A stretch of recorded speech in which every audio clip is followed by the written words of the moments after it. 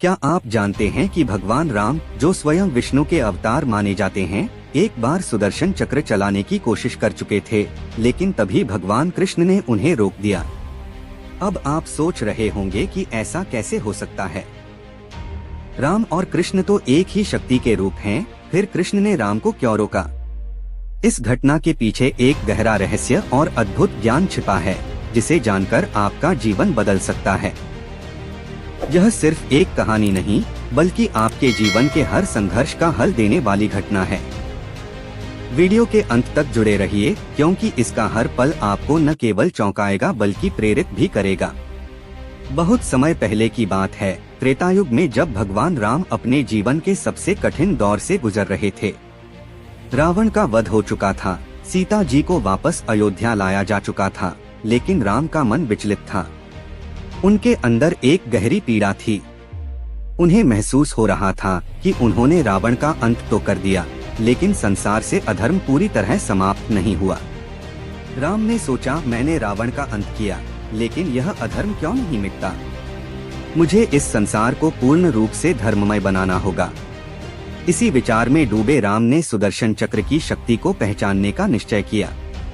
उन्हें ज्ञात था कि यह चक्र केवल विष्णु के अधीन है, लेकिन उन्होंने इसे चलाने का प्रयास करने का निर्णय लिया। सुदर्शन चक्र कोई साधारण शस्त्र नहीं है, यह ब्रह्मांडीय ऊर्जा का प्रतीक है। इसे चलाने वाला न केवल शक्ति और ज्ञान से परिपूर्ण होना चाहिए, बल्कि उसमें अहंकार और मोह का भी लेश मात्र अंश नहीं होना चाहिए। केवल वही इस चक्र का उपयोग कर सकता है, जिसने स्वयं को पूर्ण रूप से समर्पण और सेवा के चरम पर पहुंचा दिया हो।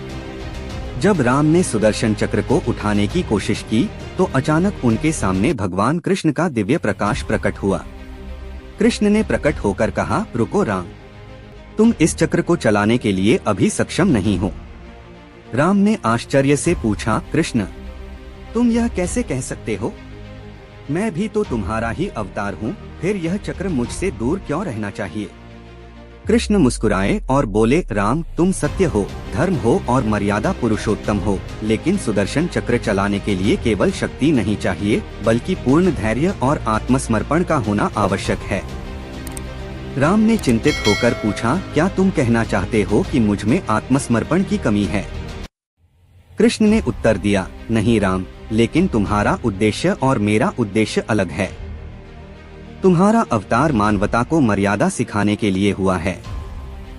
तुमने अपने जीवन में हर परिस्थिति में धर्म और सत्य का पालन किया है, लेकिन यह चक्र ब्रह्मांडीय संतुलन को बनाए रखने के लिए है। इसे केवल वही चला सकता है जो व्यक्तिगत इच्छाओं और भावनाओं से परे हो। कृष्ण ने राम को समझाया कि सुदर्शन चक्र केवल तब चलता है जब संसार में अधर्म इतना बढ़ जाए कि उसे मिटाने के लिए परमात्मा को स्वयं अपना स्वरूप बदलना पड़े। यह शक्ति केवल वही धारण कर सकता है जिसने स्वयं को पूर्ण रूप से ब्रह्मांड की सेवा के लिए समर्पित कर दिया हो। राम ने इसे समझते हुए कहा, तो क्या इसका मतलब यह है कि हर युग में इसे चलाने वाला अलग होगा? कृष्ण ने उत्तर दिया, हाँ, और यह भी एक संकेत है कि संसार को अधर्म के खिलाफ अपनी लड़ाई स्वयं लड़नी होगी। परमात्मा केवल मार्गदर्शन करेंगे, लेकिन कर्म मनुष्य को करना होगा।